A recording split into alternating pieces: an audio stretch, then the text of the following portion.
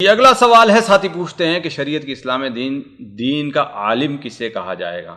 کیا دارالعلوم کا سرٹیفکیٹ ہونا ضروری ہے؟ اگر کسی بھائی کا علماء حق نے دین کے کام کی دعوت اور درس و دروس کی اجازت دی ہو، حالانکہ وہ کسی دارالعلوم سے فارغ نہ ہوا، تو کیا وہ دین کا کام کر سکتا ہے؟ علماء سلف کی اجازت سے کیا ہم اس بھائی سے دین لے سکتے ہیں جو دارالعلوم سے فارغ نہ ہوا ہو؟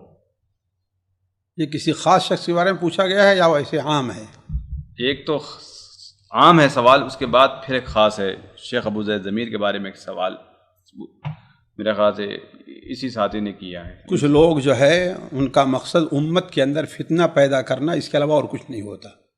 بسا اوقات اس کے پیچھے حسد ہوتا ہے، بسا اوقات اس کے پیچھے باہمی کوئی رنجش ہوا کرتی ہے، بسا اوقات اس کے پیچھے یہ ہے کہ اس کی مقبولیت کو دیکھ کر کے ان کو چڑ ہو رہی ہے نا جی۔ جہاں تک اس بات کا سوال ہے کہ سرٹیفکیٹ ہی ہونا ضروری ہے، یہ کوئی ضروری نہیں ہے۔ انسان کو اگر جو ہے معتبر علماء کی کتابیں پڑھ کر کے، معتبر علامہ البانی رحمہ اللہ کے پاس کہاں کی سرٹیفکیٹ تھی؟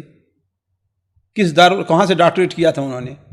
کس دارالعلوم سرٹیفکیٹ ہے؟ تو ان کے پاس تمہارے خیال سے کوئی کلیہ یعنی جامعہ کی بی اے کی سرٹیفکیٹ بھی نہیں تھی۔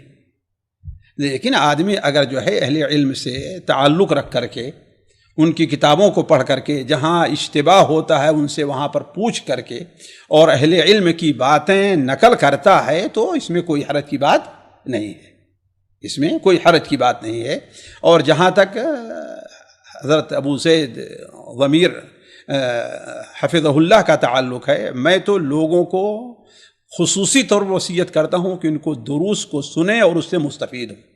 اللہ تبارک و تعالی نے ان کو عجیب انداز دیا ہے لکھنے کا بھی، اللہ تبارک و تعالی نے انہیں اچھا اسلوب دیا ہے، تربیتی چیزیں بیان کرنے کے بھی اللہ نے بڑا اسلوب دیا ہے، اور وہ صرف اعتماد جو کرتے ہیں اہل حق علماء ہی پر اعتماد کیا کرتے ہیں، ہے کہ نہیں ہے؟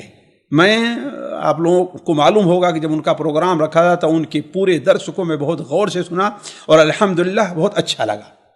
جو اسلوب وہ استعمال کرتے ہیں سمجھانے کا، ہے نا، جیسا کہ یہ بات کر رہا ہے، یہ بڑا اچھا اسلوب ہے تربیت کا، اور اللہ تعالیٰ نے اس شخص کی تربیت کے اندر برکت بھی دی ہے۔ بہت سے لوگوں کو اللہ تعالیٰ نے ان کے ذریعے ہدایت دی ہے۔ اس لیے میں تو لوگوں سے کہوں گا کہ اس قسم کے فتنہ پرور لوگ جو حاسد ہیں، جو امت کے اندر خصوصاً جمعیت اہل حدیث کے اندر تفرق پیدا کرنا چاہتے ہیں، ان کی باتوں پر توجہ نہ دیتے ہوئے اہل علم کے ساتھ یا اہل علم کے ساتھ جو جڑے ہوئے ہیں ان کے ساتھ جڑے رہیں۔ ہمارے شیخ ابو زید ضمیر ماشاءاللہ کتنے اہل علم جو مدرسے کے فارغین ہیں ان سے کتنا اچھا علم رکھتے ہیں، صرف کیا ہے مطالعہ کر کے، یا جس میدان میں ماشاءاللہ تربیت کے میدان میں کام کریں، اللہ نے ان کو اچھا اسلوب دیا ہے۔ تو ہمیں تو چاہیے کہ ہم اپنے شاگردوں کو وصیت کریں کہ ہاں بھائی ان سے تم فائدہ اٹھاؤ، ان سے مستفید ہو، نہ یہ کہ ان کے پیچھے تم پڑ جاؤ صرف اس بنیاد پر کہ ان کے پاس کوئی سرٹیفکیٹ نہیں ہے۔ یہاں پر اس تصویر کا دوسرا رخ بھی بہت ساری چیزوں میں دیکھنے آتا ہے، اس کے بارے میں کیا کہیں گے؟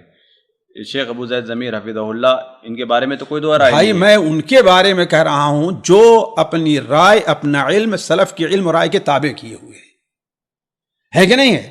اور جو کوئی آدمی اس کو تابع نہیں کرتا، خود مجتہد مطلق بن جا رہا ہے اور اپنی طرف سے فتوے بیان کر رہا ہے، ظاہر بات وہ غلط بالکل ہے، ان کی طرف نہ جائیں۔ ایسے لوگوں کو چاہیے کہ وہ سلف کی کتابیں پڑھیں، انہی کے فتوے نقل کریں، اپنے طرف سے کوئی فتویٰ دینے کے بجائے ضروری یہ ہے کہ دیکھیں کہ ہاں یہ ہم جو سمجھ رہے ہیں، کیا یہ ہماری سمجھ علماء کے سمجھ کے موافق ہے کہ نہیں موافق ہے؟